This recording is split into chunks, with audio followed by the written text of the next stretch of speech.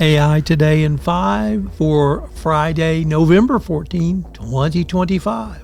In this podcast, we're going to look at 5 short stories curated by me, Tom Fox, about AI, compliance, risk management, and the greater business world.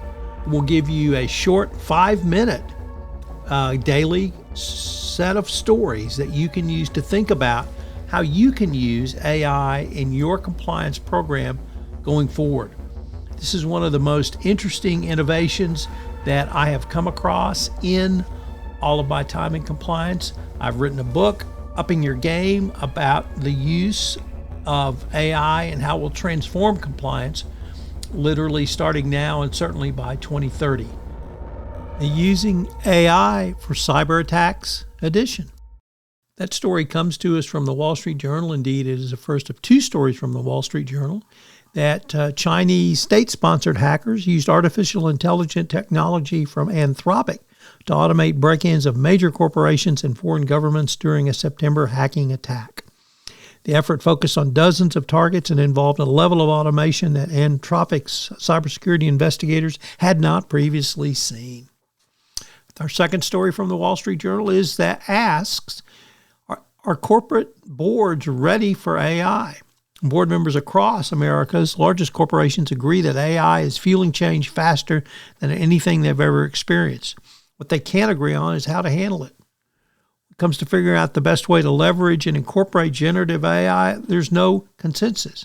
So what are boards going to do with this, and how are boards going to approach this? While some boards think collegiality and closer collaboration is the key to adopting effective tech, it could be the opposite. The most successful companies today are becoming more argumentative, less bureaucracy, more debate, and more challenging of each other.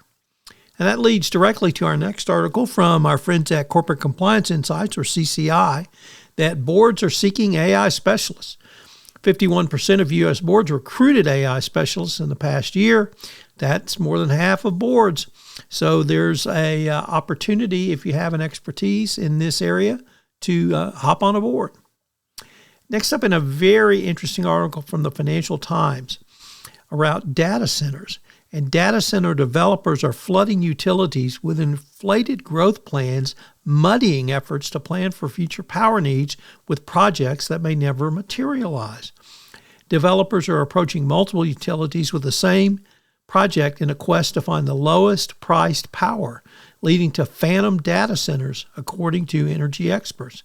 The plans are being left in the queue of projects waiting to connect to the grid, even if and though they are no longer viable.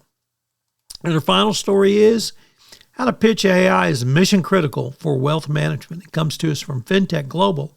And as we get to the end of the year, many companies across the wealth management sector are now seeing the need to have AI incorporated into their workflow and work tools so that they can begin to use that information, speed, and efficiency for the benefit of their wealth management clients. See you next week. If you're interested in how Sherlock Holmes informs your compliance program, check out my award-winning podcast series, Adventures in Compliance. Over the past summer, I looked at all 4 of the Sherlock Holmes novels, A Study in Scarlet, The Sign of 4, The Hound of the Baskervilles, and The Valley of Fear, and mined them all for compliance lessons learned. Check it out. It's an award-winning podcast, and I know you'll get a lot out of these stories. If you're interested in how AI impacts your compliance program directly, check out the 10-part podcast series I did with Nick Gallo called Upping Your Game, where we looked at the most important components of a best practice compliance program through the lens of AI, machine learning, and advanced data analytics. It's a fascinating exploration of AI today for your compliance program.